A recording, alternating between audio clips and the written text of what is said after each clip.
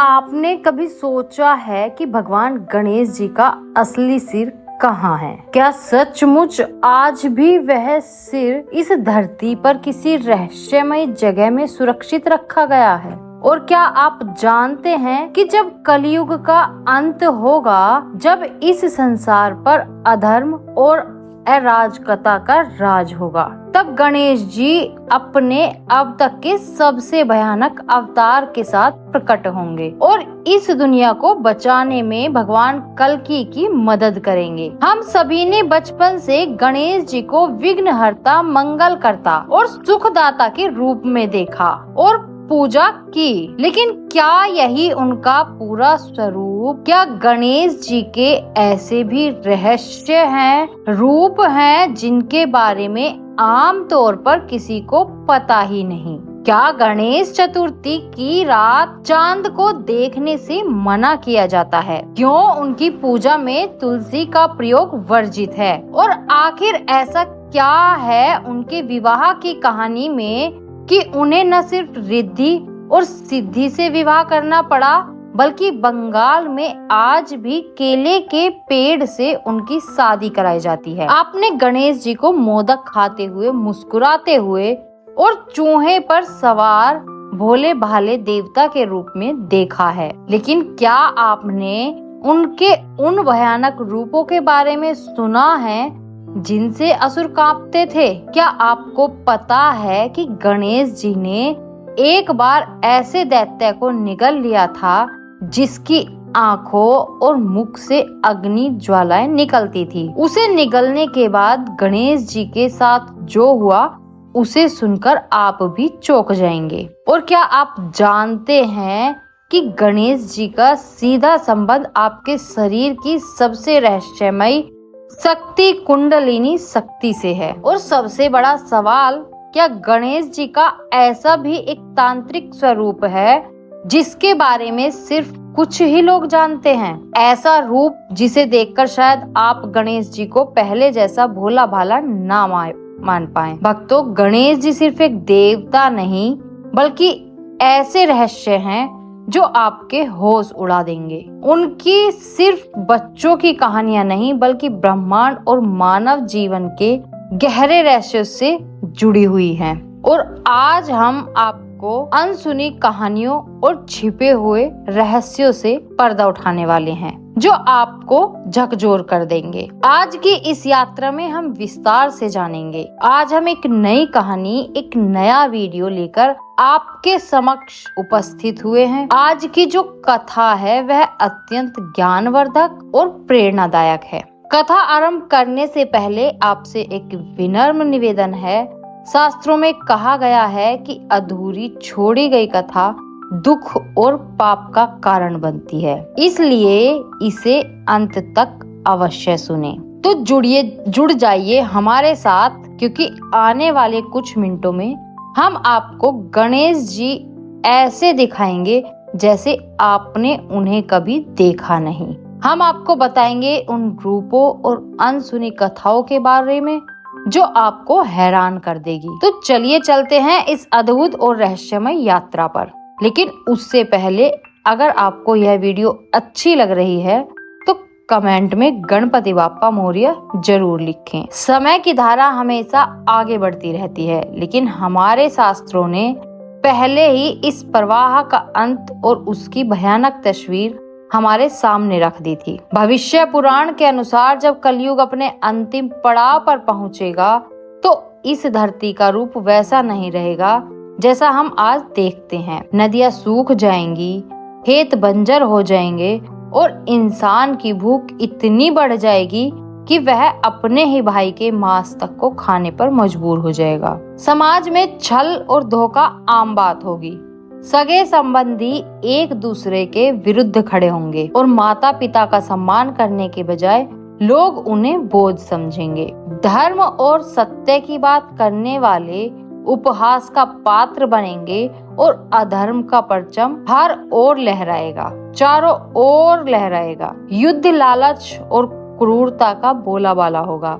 इसी समय प्रकट होगा एक महाभयंकर असुर कलिराज। यह वही कली होगा जो मनुष्य के भीतर छिपे अंधकार को गहरा करेगा। वह असुर केवल बाहर से ही नहीं बल्कि भीतर से भी लोगों को भ्रष्ट करेगा। उसके प्रभाव से इंसान अपनी ही आत्मा को भूल जाएगा। उसकी करुणा और दया हमेशा के लिए विलुप्त हो जाएगी। यह दृश्य इतना भयानक होगा कि देवता भी भयभीत हो उठेंगे। लेकिन यहीं पर आरंभ होगा एक नए युग का, संघर्ष का। शास्त्र कहते हैं कि जब कलयुग अपने चरम पर होगा तभी विष्णु का 10वां और अंतिम अवतार कल्कि प्रकट होगा। वे एक श्वेत अश्व पर सवार होकर हाथ में चमकती तलवार लिए अवतरित होंगे और अधर्म के विरुद्ध धर्म की अंतिम जंग छेड़ेंगे। किंतु सबसे चौंकाने वाली बात यह है कि इस युद्ध में कल्कि अकेले नहीं होंगे। उनके साथ एक और दिव्य शक्ति प्रकट होगी, स्वयं गणेश जी अपने रहस्यमय अवतार धूमकेतु के रूप में। धूमकेतु गणेश जी का एक ऐसा रूप जिसकी कल्पना करना भी हमारे लिए कठिन है। उनका स्वरूप धुएं और अग्नि से भरा होगा। वे एक तेजस्वी नीले घोड़े पर सवार होकर आएंगे। उनकी आंखों में दहकती ज्वालाएं होंगी और उनके चारों ओर ऐसा प्रकाश फैलेगा मानो स्वयं ब्रह्मांड जल रहा हो। यह धूमकेतु अवतार कल्कि के साथ मिलकर असुर कली और उसके अनुचरों का श्रृंगार करेगा। यह कोई साधारण युद्ध नहीं होगा बल्कि वह अंतिम संग्राम होगा।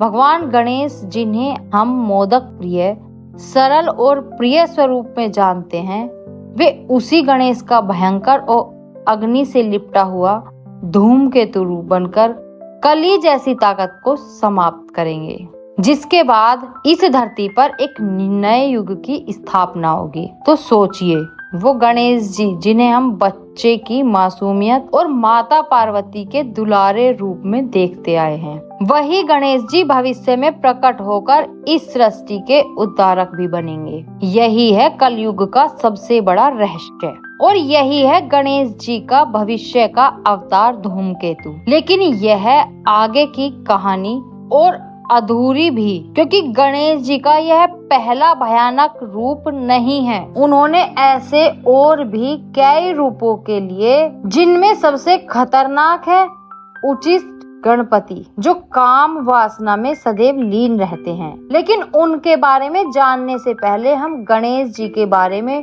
कुछ और अनसुनी बातें जानते हैं जो आपने कभी नहीं सुनी होंगी। गणेश जी को हम प्राय चूहे पर सवार, भोले भाले, मोदक प्रेमी और सरल हृदय वाले देवता के रूप में देखते हैं। लेकिन हमारे शास्त्रों और पुराणों में उनका एक और स्वरूप है, वीर योद्धा। जब जब इस सृष्टि पर दानवों और असुरों का अत्याचार बढ़ा, तब तब गणेश जी ने अपने दिव्य रूप धारण कर उन राक्षसों का संहार किया और देवताओं व मानवों को भय और आतंक से मुक्त कराया। यह रूप बहुत कम लोग जानते हैं, लेकिन यह कथाएं गणेश जी के अद्वितीय साहस और शक्ति की झलक दिखाती है। सबसे पहले बात करते हैं सिंदूरा असुर की। यह असुर इतना शक्तिशाली था कि उसका नाम सुनकर ही देवता कांप जाते थे। उसने तपस्या कर वरदान पाया था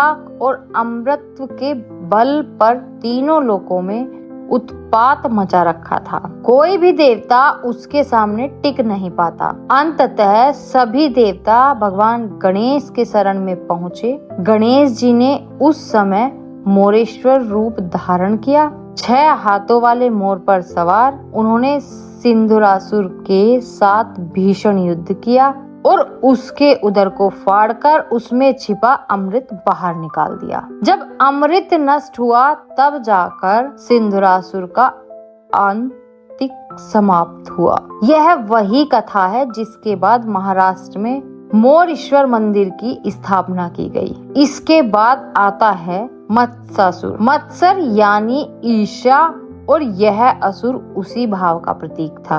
वह देवताओं से इतना ईर्ष्यालु था कि पूरी सृष्टि पर शासन करना चाहता था। तपस्या कर उसने वरदान पाया और फिर अहंकार में चूर होकर तीनों लोकों पर अधिकार जमाने निकला। देवता भयभीत होकर गणेश जी की शरण में पहुँचे। तब गणेश जी ने वक्रतुंड अवतार धारण किया। विशाल स्वरूप, हाथों में अस्त्र शस्त्र, उन्होंने मत्स्यासुर और उसके दोनों पुत्रों का वध कर दिया और संसार को ईर्ष्या और घमंड के बोझ से मुक्त कराया। यह कथा हमें यह भी सिखाती है कि ईर्ष्या चाहे असुर की हो या इंसान की, उसका अंत विनाश ही होता है। लेकिन इन सब में से सबसे अद्भुत कथा है अनलासुर की। यह असुर इतना भयानक था कि उसकी आंखों और मुंह से ज्वालामुखी जैसी आग निकलती थी। उसके सामने कोई भी जीव टिक नहीं पाता, क्योंकि जो भी उसके पास आता वह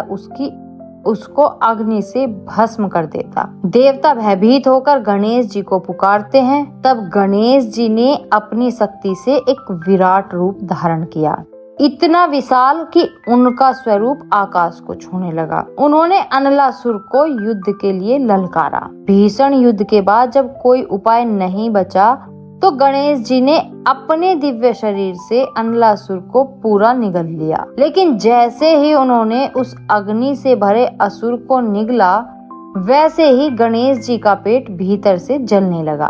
अग्नि की लपटें उनके शरीर में फैल गई और वे असह्य वेदना में करहा उठे। यह देखकर देवता घबरा गए। तब सभी देवताओं ने उन्हें शीतलता पहुंचाने के लिए उन्हें दुर्वा घास अर्पित की। जैसे ही गणेश ने दुर्वा घास ग्रहण किया, उनकी पीड़ा समाप्त हो गई और तभी से गणेश जी को दुर्वा चढ़ाने की परंपरा शुरू हुई। अगर आप सोच रहे हैं कि यह केवल एक पौराणिक कथा है, तो आपको जानकर आश्चर्य होगा कि आधुनिक विज्ञान भी दुर्वा घास के महत्व को मानता है। आयुर्वेद और आधुनिक चिकित्सा दोनों में दुर्वा को औषधि पौधा माना गया है। इसमें अल्कलाइन और बायोएक्टिव कंपाउंड्स पाए जाते हैं, जो पेट की जलन, एसिडिटी, अल्सर्स और डाइजेशन की समस्याओं को कम करने में मदद करते हैं। आज भी मेडिकल रिसर्च यह कहती है कि दुर्वा में एंटी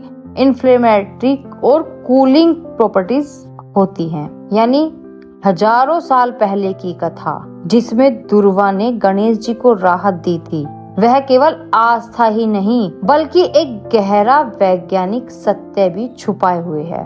इस तरह इन तीन कथाओं से यह स्पष्ट होता है कि गणेश जी केवल विघ्नहर्ता ही नहीं बल्कि एक अदम्य योद्धा भी हैं। लेकिन क्या आपने कभी जाना है इस अदम्य योद्धा का जन्म कैसे हुआ और क्यों उन्हें एकदंत कहा जाता है?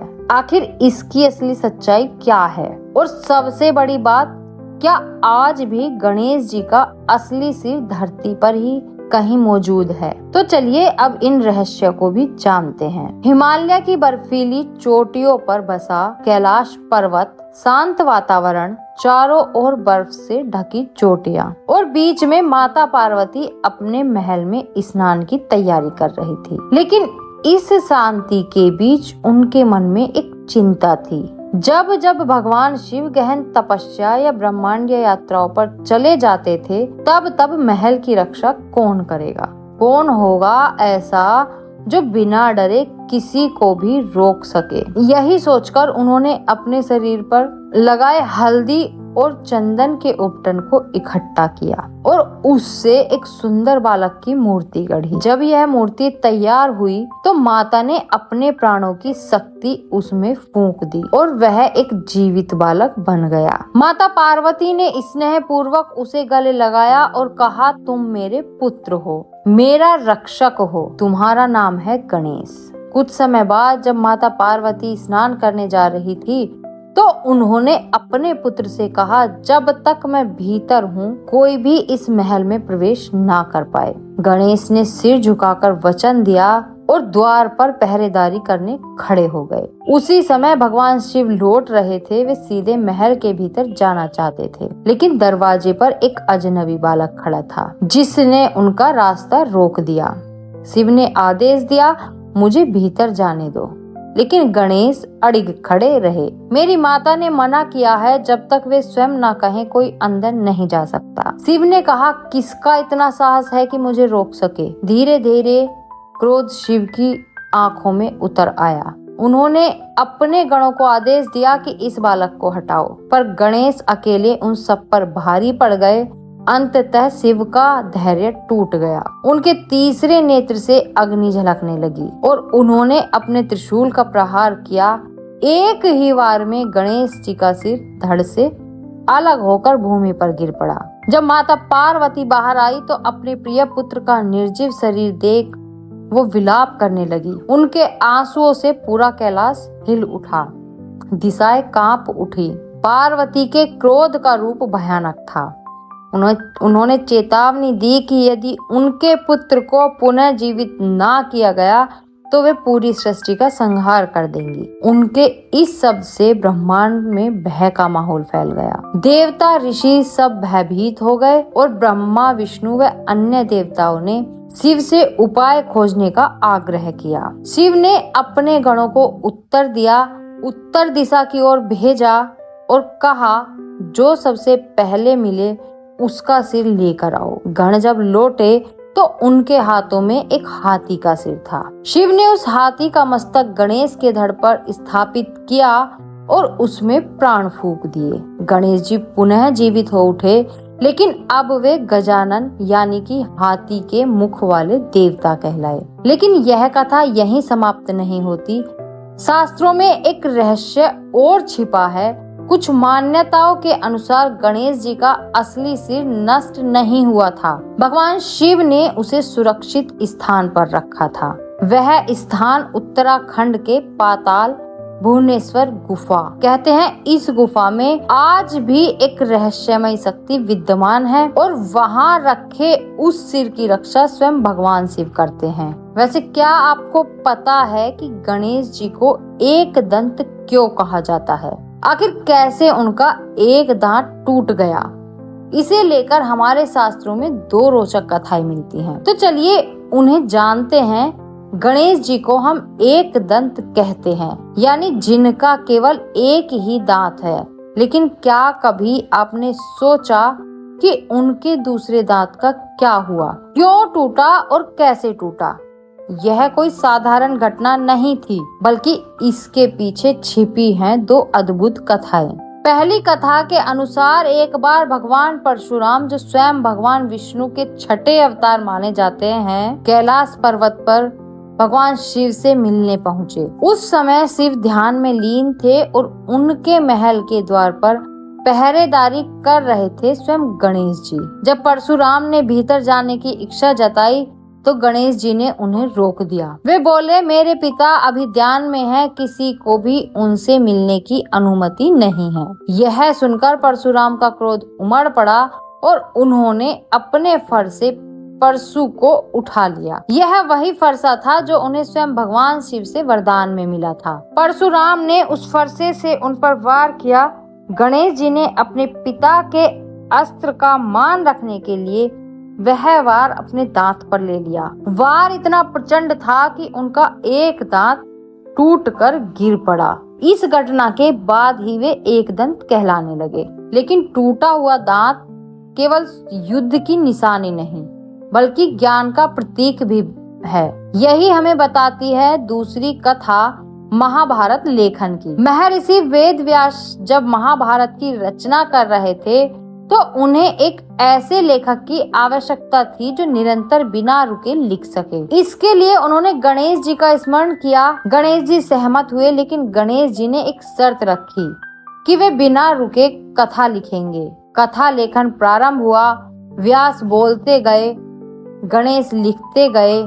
उनकी कलम मोर के पंख से बनी थी और लगातार लिखने की वजह से वह बार बार टूट रही थी, जिससे परेशान होकर गणेश जी ने अपने एक दांत को तोड़ लिया। और उसी को ही कलम बना लिया और उसी से उन्होंने संपूर्ण महाभारत लिख डाली। वह ग्रंथ जिसे पंचम वेद कहा जाता है और जो लाखों श्लोकों में संपूर्ण मानवता का दर्पण है। वैसे क्या आपको पता है कि गणेश जी ने आजीवन ब्रह्मचर्य रहने का निश्चय किया था, लेकिन फिर ऐसा क्या हुआ कि उन्होंने रिद्धि और सिद्धि से विवाह करना पड़ा। तो चलिए जानते हैं इस रहस्य को। लेकिन उससे पहले अगर आपको वीडियो अच्छी लग रही हो तो एक लाइक जरूर करें। कहा जाता है कि एक बार गणेश जी गंगा तट पर गहन तपस्या में लीन थे। उसी समय वहां से तुलसी देवी गुजरी। जब उनकी नजर गणेश जी के तेजस्वी और मनोहर रूप पर पड़ी तो वे उन पर मोहित हो गई। उन्होंने गणेश जी के सामने विवाह का प्रस्ताव रख दिया। तब गणेश जी ने शांत स्वर में उत्तर दिया, मैं एक ब्रह्मचारी हूँ। मेरा जीवन तप और साधना के लिए समर्पित है। विवाह का बंधन मेरे लिए नहीं है। यह बात तुलसी देवी को सहन नहीं हुई और उन्होंने क्रोध में आकर गणेश जी को श्राप दे दिया, तुम्हारा विवाह अवश्य होगा और वह भी दो बार होगा। श्राप सुनते ही गणेश जी भी क्रोधित हो उठे। उन्होंने तुलसी देवी को प्रतिश्राप दिया, तुम सदा एक पौधे के रूप में पृथ्वी पर रहोगी और मेरी पूजा में कभी स्वीकार नहीं की जाओगी। तभी से गणेश पूजा में तुलसी का प्रयोग वर्जित है। लेकिन तुलसी के श्राप को भी सत्य होना था। समय बीता और ब्रह्मा जी ने अपनी योग शक्ति से 2 दिव्य कन्याओं को उत्पन्न किया, रिद्धि और सिद्धि। रिद्धि समृद्धि की देवी मानी जाती हैं और सिद्धि बुद्धिमता की। ब्रह्मा जी ने गणेश जी को उनका गुरु बनाया। दोनों बहनें गणेश जी से शिक्षा पाने लगी। धीरे धीरे समय बदला और नियति ने वही करवाया जो तुलसी के श्राप में कहा गया था। रिद्धि और सिद्धि का विवाह स्वयं गणेश जी से हो गया। इस पावन विवाह से गणेश जी को 2 पुत्र हुए, शुभ और लाभ। तभी से घरों में अक्सर यह कहा जाता है कि जहाँ गणेश होंगे वहाँ शुभ और लाभ स्वतः ही उपस्थित होंगे। लेकिन विवाह की कथाएं यहीं समाप्त नहीं होती। भारत के पूर्वी भाग विशेषकर बंगाल में एक अलग परंपरा है। वहाँ मान्यता है कि गणेश जी का विवाह एक बार केले के पेड़ से भी हुआ था। कथा के अनुसार एक दिन माता पार्वती बहुत अधिक भोजन करने लगी। यह देख गणेश जी ने आश्चर्य से पूछा, माँ आप इतना अधिक क्यों खा रही हैं? पार्वती ने मुस्कुराकर उत्तर दिया, मुझे डर है कि कहीं तुम्हारी पत्नी मुझे पर्याप्त भोजन न दे पाए। यह सुनकर गणेश जी तुरंत बाहर आए और एक केले का पेड़ काट कर ले आए और माता से बोले, यह है आपकी बहू, यह आपको कभी भूखा नहीं रखेगी। तभी से बंगाल में दुर्गा पूजा के समय केले के पेड़ को साड़ी पहनाकर उसे गणेश जी की पत्नी के रूप में उनके बगल में स्थापित किया जाता है। लेकिन क्या आपने सोचा कि गणेश जी को विघ्नहर्ता और विघ्नकर्ता क्यों कहा जाता है और क्यों सबसे पहले गणेश जी की पूजा की जाती है? तो चलिए अब जानते हैं इसके पीछे का असली रहस्य। गणेश जी को हम विघ्नहर्ता कहते हैं, हर बाधा को दूर करने वाले। यही कारण है कि जब भी कोई नया काम शुरू होता है, कोई शुभ अवसर आता है या कोई पूजा अर्चना होती है तो सबसे पहले उनका आवाहन किया जाता है। शास्त्रों में स्पष्ट लिखा है कि बिना गणेश वंदना के कोई भी कार्य सफल नहीं होता। लेकिन इसके पीछे सिर्फ परंपरा नहीं बल्कि एक गहरा रहस्य छिपा है। एक बार की बात है, सभी देवता यह विवाद करने लगे कि कौन सबसे श्रेष्ठ है और किसकी पूजा सबसे पहले की जानी चाहिए। इस विवाद का निपटारा करने के लिए एक प्रतियोगिता रखी गई। जो सबसे पहले पूरी पृथ्वी का चक्कर लगाकर वापस आएगा वही प्रथम पूजनीय कहलाएगा। कार्तिकेय अपने तेज वाहन मोर पर सवार होकर तुरंत निकल पड़े, लेकिन गणेश जी जिनका वाहन एक साधारण चूहा था, वे मुस्कुराए और माता पिता शिव पार्वती की परिक्रमा कर बोले, मेरे लिए आप ही संसार हैं। उनकी बुद्धिमानी और भक्ति देखकर देवताओं ने स्वीकार किया कि गणेश जी ही प्रथम पूजनीय हैं। तभी से हर पूजा की शुरुआत उन्हीं के नाम से होती है। पर गणेश जी का स्वरूप केवल विघ्नहर्ता तक सीमित नहीं है, वे उतने ही विघ्नकर्ता भी हैं। जब हम धर्म और सद्गुणों की राह पर होते हैं तो वे हमारे सारे अवरोध मिटा देते हैं और हमारी यात्रा सरल बना देते हैं। लेकिन जब हम गलत राह पर चलते हैं, जब हमारे कदम पाप, छल या अन्याय की ओर बढ़ने लगते हैं, तब वही गणेश हमारे मार्ग में विघ्न खड़े कर देते हैं, रुकावटें जिन्हें हम अक्सर बदकिस्मती समझ बैठते हैं। दरअसल उनके संकेत होते हैं कि हम गलत रास्ते पर हैं